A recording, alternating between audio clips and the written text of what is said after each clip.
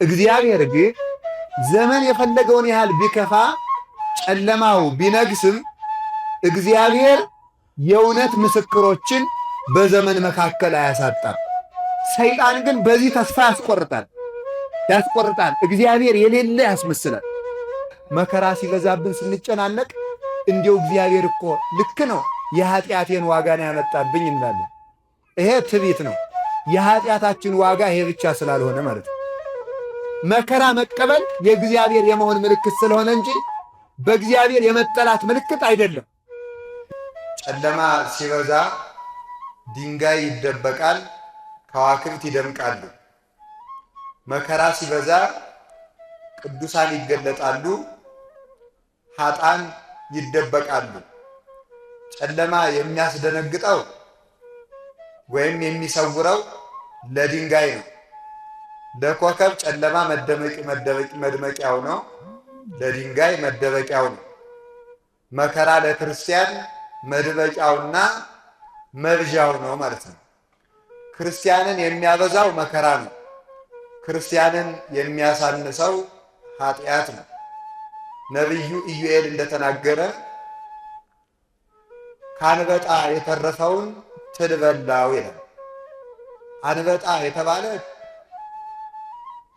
ክህደትና ምንፍቅና ነው። ከመናፍቅነትና ከክህደት የተረፈውን ኃጢአት በላው ማለት ነው።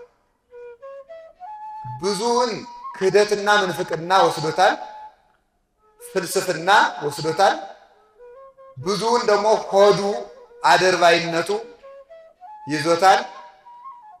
ብዙውን ደግሞ ኃጢአቱ ይዞታል። ብዙውን ስግብግብነቱ ይዞታል። ብዙውን ዘረኝነቱ ይዞታል። የኃጢአተኛ ኑሮ የኃጢአተኛ ሃይማኖት እንደታሰረ እግር ነው ይላል ሲራክ።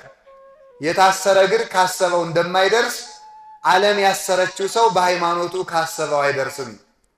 በዚህ መተብተብ ውስጥ ይኖራል። ኮከብ ለሆነ ግን ጨለማው እንዲያውም ጨለማው በደመና ይበልጥ ሲጠነክር ከዋክብቱ ይገለጣሉ።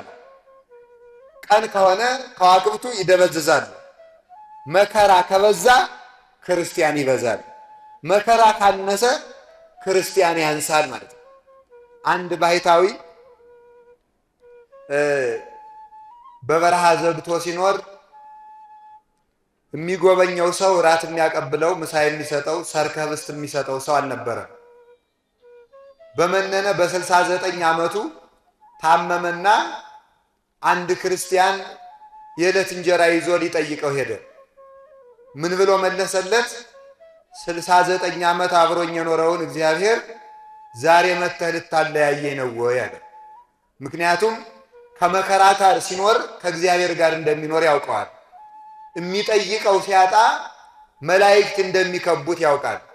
ብቸኝነት ከመላእክት ጋር ያዛምዳል። ረሃብ እግዚአብሔርን ለመጥገብ ያበቃል። መራቆት ክርስቶስን ለመልበስ ያበቃል።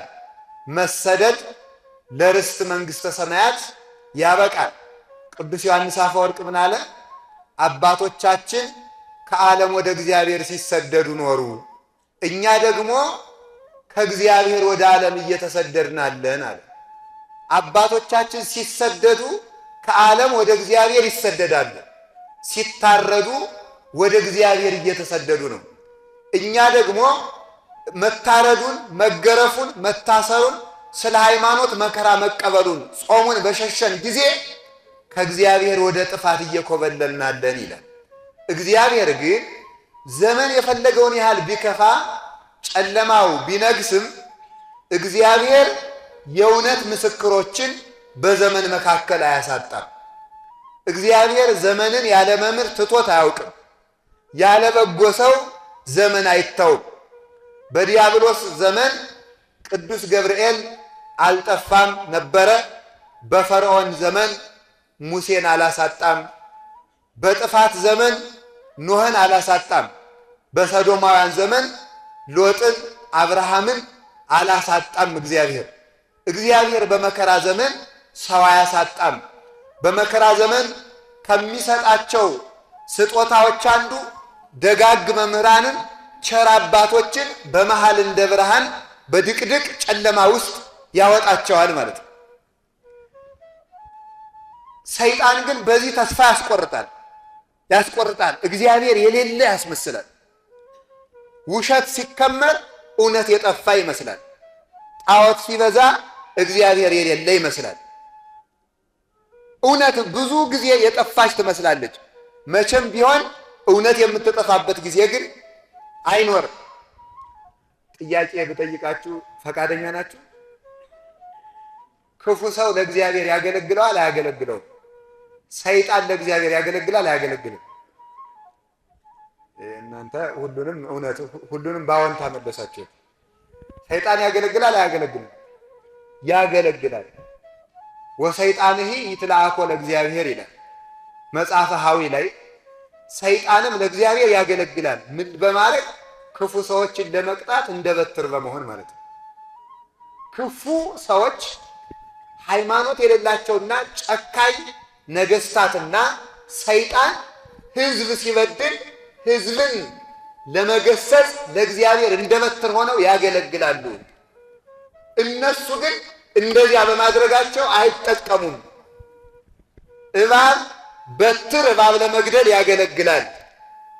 እባቡን ስለገደለልን ግን ራት አናበላው።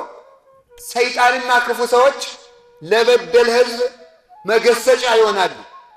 እነሱ ግን ከእሳት አይድኑም። እግዚአብሔር ህዝብ ሲሰደድ ጻድቃን አብረው እንዲሰደዱ ያደርጋል።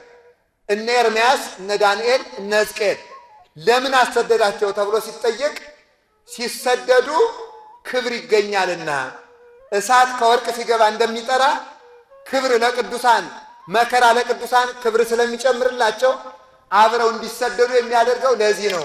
ሁለተኛ ህዝቡ መከራ ሲጸናበት ጣዖት እንዳያመልክ እንዲያስተምሩ ሲሰደዱም መምህር አብሮ ያሰድድላቸው ነበር ይላል። እግዚአብሔር ለዘመናችንም ደጋግ መምህራንና አባቶችን አያሳጣን እና ኤርምያስ እንዲያው እኮ ይገርማል። ከእናት ማህፀን ጀምሬ መርጬሃለሁ ብሎታል። ለካ የመረጠው በድንጋይ ለመወገር ነው። አንዳንድ ጊዜ እንዲህ እንላለን አይደል? መከራ ሲበዛብን ስንጨናነቅ እንዲያው እግዚአብሔር እኮ ልክ ነው የኃጢአቴን ዋጋ ነው ያመጣብኝ እንላለን። ይሄ ትዕቢት ነው። የኃጢአታችን ዋጋ ይሄ ብቻ ስላልሆነ ማለት ነው። ይሄን የሚያመጣው እግዚአብሔር በቸርነቱ መጠን። ስለዚህ እግዚአብሔር እውነት የሚመርጠው ሰዎችን በሰዎች ላይ መከራ የሚያደርሰው አንዳንድ ጊዜ ሰዎች ያለ ዕድሜያቸው ሲሞቱ፣ ያለ ዕድሜያቸው ሲቀጩ፣ ሲታሰሩ፣ ሲቸገሩ፣ ሲሰደዱ፣ ሀብት ሲያጡ፣ ጤና ሲያጡ የክፋታቸው ዋጋ ነው ብለን እንደመድማለን። ኤርምያስስ ታዲያ ከማኅፀን ጀምሬ መርጬሃለሁ ብሎ ሲያበቃ ግን በድንጋይ ተወግሮ እንዲያልፍ አደረገው። ስለዚህ እግዚአብሔር ኤርምያስ ስለማይወደው ነው በድንጋይ ያስወገረው አይደለም። ለምንድን ነው ሲባል እግዚአብሔር በመከራ የሚያሳልፋቸው ወዳጆቹን ስለሆነ ነው። መከራ መቀበል የእግዚአብሔር የመሆን ምልክት ስለሆነ እንጂ በእግዚአብሔር የመጠላት ምልክት አይደለም። እንዲህ እያልን በሰዎች የምንፈርድ ስላለን ነው። ሕሊናችን እንዲስተካከል ስላስፈለገ ነው። ታዲያ በዚህ ዘመን ካየው ትንቢት በዚያ ዘመን ምን የሚል ነበረ? ኤርምያስ ሆይ ምን ታያለህ አለ። ጌታ ሆይ የሎሚ እንጨት አያለሁ አለ። አሁን ካየነው ጥቅስ ከተነሳንበት ጥቅስ ላይ ኤርምያስ ምን ታያለህ? የሎሚ እንጨት አያለሁ። መልካም አይተሃል። እኔ እግዚአብሔር ያሰብኩትን ለመፈጸም የምተጋ አምላክ ነኝና ሎሚ ማየትህ መልካም ነው ይላል ብሎ እግዚአብሔር መለሰለት። ሁለት ትርጉሞች አሉት። በጣም ብዙ ትርጉሞች ነው ያሉት ለነገሩ። ሎሚ ማለት የቃሉ ትርጉም የሎሚ እንጨት የሚተረጎመው የሎሚ እንጨት እግዚአብሔር ያሰበውን ለመፈጸም የሚተጋ አምላክ ነው የሚል ትርጉም ነው ያለው። የሎሚ እንጨት አንድ ሰው ሲያይ እግዚአብሔር ትጉህ ነው ማለት ነው። እግዚአብሔር ትጉህ ነው የሚለውን ያስተረጉማል። መነኮሳት በምንኩስናቸው መቁጠሪያ ሲያዘጋጁ የሎሚ መቁጠሪያ የሚያዘጋጁት እግዚአብሔር ትጉህ ነውና ይጠብቀኛል፣ እግዚአብሔር ትጉህ ነውና ያተጋኛል ማለታቸው ነው። ስለዚህ ሎሚ እግዚአብሔር ትጉህ ነው ማለት ነው።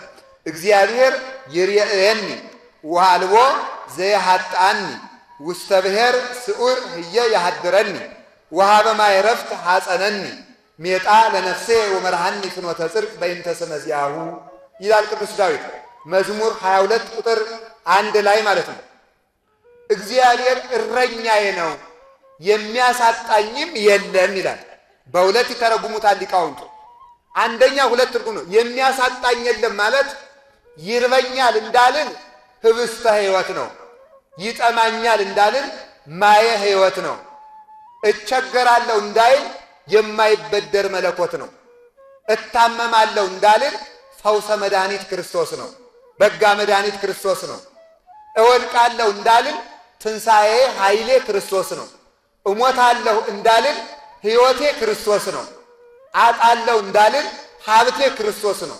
እጎሰቁላለሁ እንዳልን ምንድን ነው? በመዓዛ መለኮቱ የሚያጣፍጠኝ እርሱ ነው። የሚያሳጣኝ ምንም የለም።